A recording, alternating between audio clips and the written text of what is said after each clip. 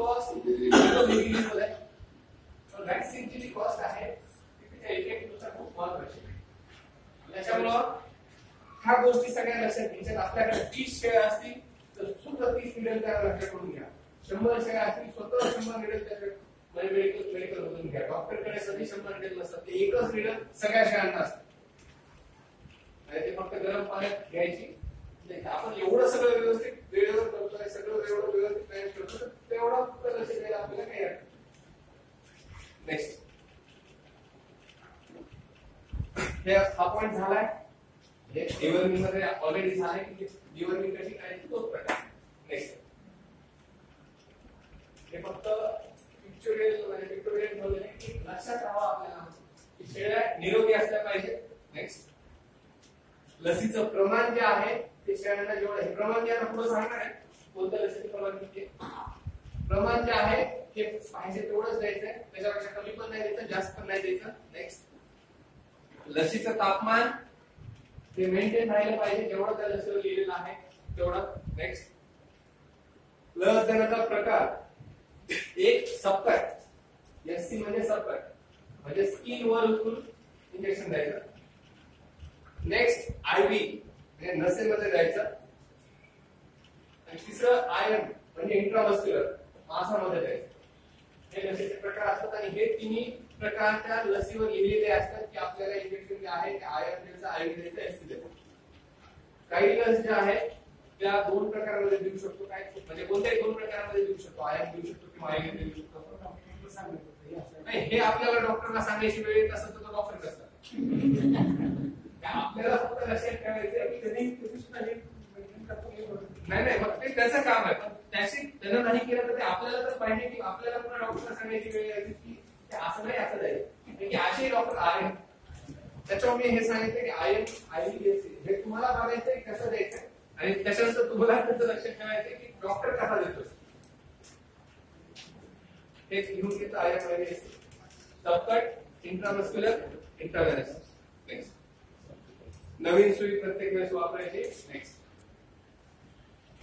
हे आहे शेड्यूल. लस कशी द्यायची याचं शेड्यूल. मग आता तुम्ही शेळी पालन कोणत्याही महिन्यात चालू करा. सपोज तुम्ही जून मध्ये शेळी पालन चालू केलं तर मग त्याच्या आधीच्या ज्या काही लस होत्या त्या जर सपोज तुम्ही आता म्हणजे त्याच्या आधीच्या लगेच देऊन घ्यायचा असा प्रकार नाहीये. तुम्ही जून मध्ये शेळी पालन चालू केलं तरी असलं तरी जून मध्ये जी लस द्यायची तेवढीच लस फक्त त्या महिन्यात द्यायची. टेबल जर लिहून घ्यायचं असेल तर लिहून पण घ्या किंवा व्हिडिओ मध्ये अवेलेबल तर आहे त्याचा स्क्रीनशॉट काढून घेऊ शकता.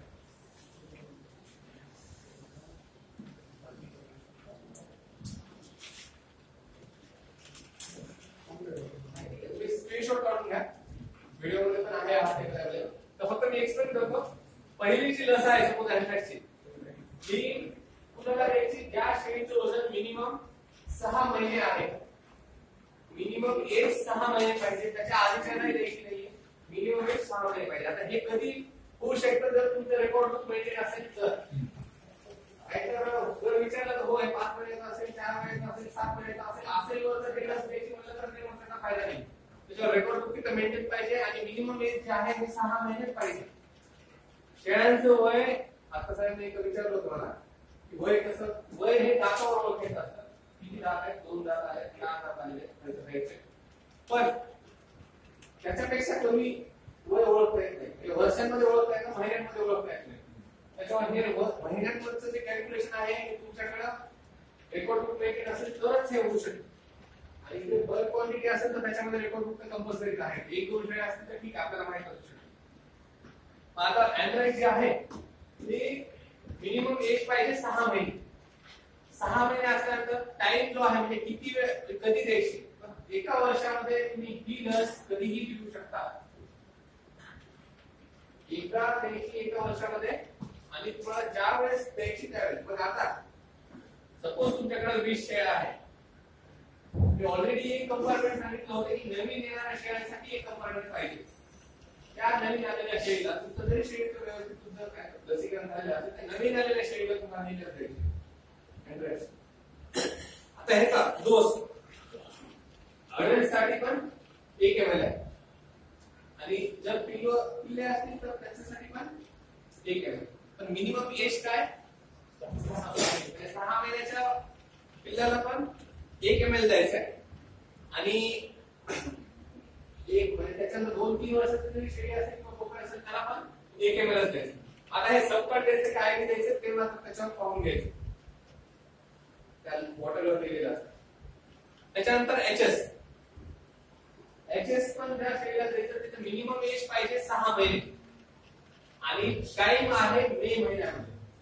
आता हे मे महिन्यामध्ये आहे म्हणजे मे मध्येच तुम्हाला द्यायचे, कारण की मे मध्ये दिल्यानंतर 21 दिवस लागतात त्या लसीपासून त्या शेळीच्या शरीरामध्ये त्या अँटीबॉडीज तयार व्हायला. म्हणजे ह्या लसीचा फायदा कधी होणार आहे तुम्हाला पावसाळ्यात. त्याच्यामुळे ही लस मे मध्ये तुम्हाला द्यायची. काही एचएस वर असं लिहिलेलं आहे की बूस्टर डोस नीडेड, कंपनीने दिलेलं. ज्या कंपनीच्या वॅक्सिनेशनला दिलेलं आहे की बूस्टर डोस नीडेड त्यांना बूस्टर डोस करून घ्यावा लागेल. जर एखाद्या वेळेस बूस्टर डोस दिलेला नसेल तर बूस्टर डोस द्यायची गरज नाही. बूस्टर डोस मध्ये तेच इंजेक्शन परत 21 दिवसांनी द्यायचे. पण हे सगळे वॅक्सिनेशन करायच्या आधी आपल्याला डिवर्मिंग करायची आहे, लक्षात ठेवा.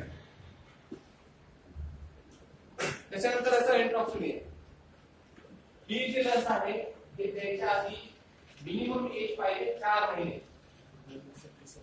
म्हणजे तुम्ही 4 महिन्यापासूनच्या शेळ्यांना ते देऊ शकता.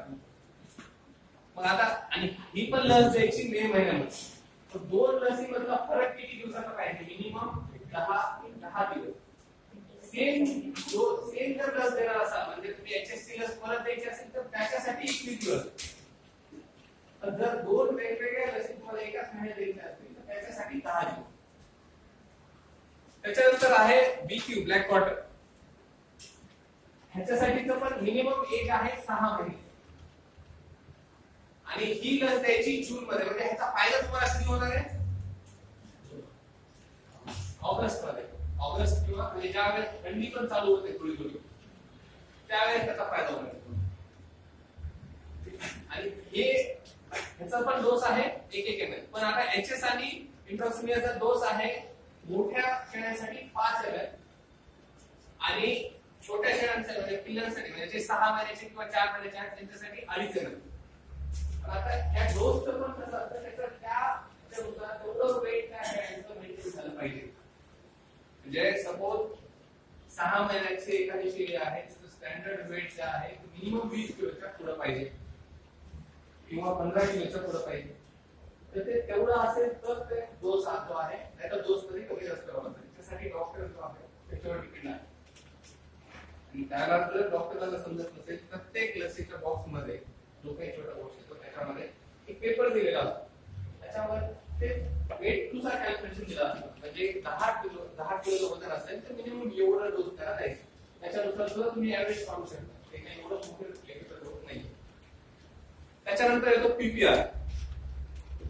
सगळ्यात जास्त शेळ्यांना बऱ्याचं कारण म्हणजे पीपीआर. ताप किंवा सर्दी पीपीआर मध्ये होतो. मग हा जो पिरियड आहे त्याच्यामुळे ही जी लस आहे त्याचं वय जे आहे ते मिनिमम 3 महिन्याचे जे पिल्ले आहेत त्यांच्यापासून तुम्ही पीपीआर घेऊ शकता तेव्हापासून. आता हे ऍक्च्युअल त्या कंपनीकडून असं आहे की 3 वर्षांमध्ये तुम्हाला हे एकदा द्यायचं पीपीआर. एका लस दिली तर 3 वर्ष त्याचं चालतं आणि डोस जो आहे तो 1 ml. पण बऱ्याच ठिकाणी आता असं चालू आहे की प्रत्येक वर्षी पीपीआर देतात. लसीचा साईड इफेक्ट नसतो आणि एक सेफ्टी म्हणून प्रत्येक वर्षी पीपीआर देतात. पीपीआर म्हणजे लस काय एवढी महाग नसते. 100 शेळ्यांना 300 रुपये खर्च येतो लस एका लसीचा पीपीआर. म्हणजे 300 रुपये म्हणजे 30 पैसे खर्च आहे. 30 पैशाच्या हिशोबाने आपण 1-2 रुपये खर्च करतो कारण की सुई सगळं. तर ते त्याचा हिशोब लावला म्हणून त्याच्यामध्ये जे नुकसान मात्र होणार आहे एवढं येतं की एखादा पीपीआर जर तुमच्या शेळीमध्ये झाला तर त्याच्यासाठी रिकव्हरी मात्र काय होणार नाही. आणि जेवढ्या शेळ्या तुमच्या आहेत त्यांना हा संसर्ग जे आहे एका शेळीला झाला की दुसऱ्या त्याच्यावर तिचं वॅक्सिनेशन प्रॉपरच पाहिजे पीपीआर. आणि ते सगळ्यात कमी वयामध्ये आहे. एका म्हणजे ज्या वेळेस पण तुम्ही नवीन शेळी आणणार आहात तिलाही ते पीपीआर दिलं तर जमतं. एका वर्षामध्ये तुम्हाला केव्हाही तुम्ही पीपीआर देऊ शकता. त्याच्यानंतर येतो एफएमडी. प्रत्येक वर्षी दिलं जाईल. फुल फॉर्म बराच मोठा आहे. आता मार्केटमध्ये जे आहे फक्त पीपीआरच तुम्ही लक्षात ठेवा. त्याच्यानंतर आहे एफएमडी. एफएमडी म्हणजे काय? शेळ्यांच्या तोंडाला म्हणजे आपले जसे ओठ उलतात ना तसे ओठ उलतात. हा म्हणजे भाव ओठ उलतात त्याला फोड येतात त्याच्यातून रक्त निघतं. शेळ्यांना खाता येत नाही म्हणजे तोंड उघडले की ते चिरतं त्याच्यामध्ये त्यांना ते खाता येत नाही. हे होऊ नये म्हणून एफएमडी आहे. एफएमडीचं व्हॅक्सिनेशन 4 महिन्याचं म्हणजे मिनिमम 4 महिन्याचं असेल तर करतात. आपण 4 महिन्याचं असल्यामुळे कशामुळे करतात? 4 महिन्यापर्यंत शेळीचे पिल्ले जे आहेत ते आईलाच पितात मॅक्झिमम आणि त्याच्यानंतर त्यांचं फिडिंग जे आहे ते वरचं जास्त प्रमाणात चालू होतं. त्याच्यामुळे 4 महिन्याचं झाल्यानंतर एफएमडीचं व्हॅक्सिनेशन देतात. आता हे व्हॅक्सिन 2 वेळेस द्यायचं आहे एका वर्षामध्ये. सप्टेंबर मध्ये पण द्यायचं आहे, मार्च मध्ये पण द्यायचं आहे आणि त्याचं प्रमाण आहे 5 ml आणि 2.5 ml.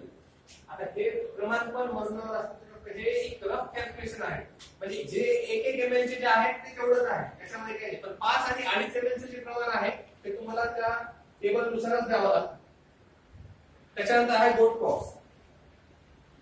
बऱ्याच शेळ्यांच्या अंगावर चट्टे पडतात म्हणजे केस निघून जातात शेळ्यांच्या अंगावरती. बऱ्याच ठिकाणी असे चट्टे स्पॉट देतात. त्याच्यामुळे हे जे आहे हे वॅक्सिन पण तुम्हाला द्यायचे म्हणजे मिनिमम एज तुम्हाला 3 महिने असलं पाहिजे आणि डिसेंबर महिन्यामध्ये गोट पॉक्स व्हॅक्सिनेशन करायचं. 1 ml आणि 0.5 ml तसा डोस आहे आणि सीसीपीपी हे शक्यतो झालं तर नीट होत नाही, हे शक्यतो होत नाही असा प्रकार आहे. अशा त्याचं पण व्हॅक्सिनेशन आहे ते जानेवारी महिन्यामध्येच असतं. 3 महिने मिनिमम एज आहे आणि 0.2 ml फक्त द्यायचं. त्याचं प्रमाण म्हणजे त्याचं वय किती असतो, वजन किती असतो वयावर डिपेंड आहे हे व्हॅक्सिन.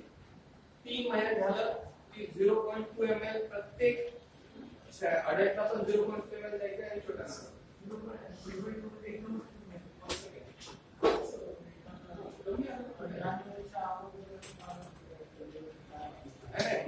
चार महिने.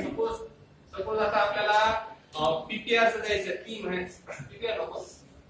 सपोज आपल्याला हे एचएस द्यायचं 6 महिन्याचं झाल्यानंतर आणि तुमच्या शेळीचं पिल्लू समजा डिसेंबर मध्ये 6 महिन्याचं झालंय आणि तुम्हाला ते मे मध्ये द्यायचं. तुम्ही जर समजा 6 महिन्याचं डिसेंबर मध्ये झालं म्हणून डिसेंबर मध्ये जर दिलं त्याचा फायदा आपल्याला एचएस साठी कधी पाहिजे? पावसाळ्यात. त्याचा फायदा आपल्याला त्याच्या वयानुसार नाही पाहिजे. व्हॅक्सिन हे वयानुसार नाही, हे सीझन साठी आहे. म्हणजे उन्हाळ्यामध्ये जे रोग होणार आहेत ते होऊ नये म्हणून त्यांचं व्हॅक्सिन कधी करायचं. पावसाळ्यामध्ये जे रोग होणार आहेत ते पावसाळ्यात होऊ नये म्हणून त्याचं व्हॅक्सिन कोणत्या महिन्यात करायचं. त्याच्यासाठी तुमच्या शेळीचं वय किती कोणत्या महिन्यात होतोय किंवा तुम्ही गोट फार्म कधी चालू करता. मग सपोज आपण जून मध्ये जर गोट फार्म चालू केला तर जूनच्या आधीचे व्हॅक्सिन सगळे लगेच तुम्ही घ्यायचे का? तसं करायचं नाही. ज्या महिन्यात जे व्हॅक्सिन आहे त्या महिन्यात तेच व्हॅक्सिन द्यायचं. आता चार महिन्याचे मे महिना आला मग त्याला मे महिन्यामध्ये व्हॅक्सिन द्यायचं. नाही मी तेच सांगतो ना महिन्यानुसार द्यायचं. तुमचं बकऱ्याचं वय किती होतं त्याच्याशी घेणं देणं नाही. सपोज मे महिना आहे, मे महिन्यामध्ये ज्या शेळ्यांचं वय 4 महिने आहे मिनिमम त्या सगळ्या शेळ्यांना देऊ द्यायचं. सपोज तुमचं जून महिन्यामध्ये 4 महिन्याचं होत असेल तर तुम्ही मेचं व्हॅक्सिन त्याला जून मध्ये देऊन काही करणार का? तसा त्याला फायदा नाही. जे व्हॅक्सिन ज्या महिन्यामध्ये द्यायचं ते व्हॅक्सिन त्याच महिन्यामध्ये द्यायचं irrespective of grade and age. Company ते झाली व्हॅक्सिन किती आहे ते सांगा. आणि हे मेडिकलचं जे आहे एक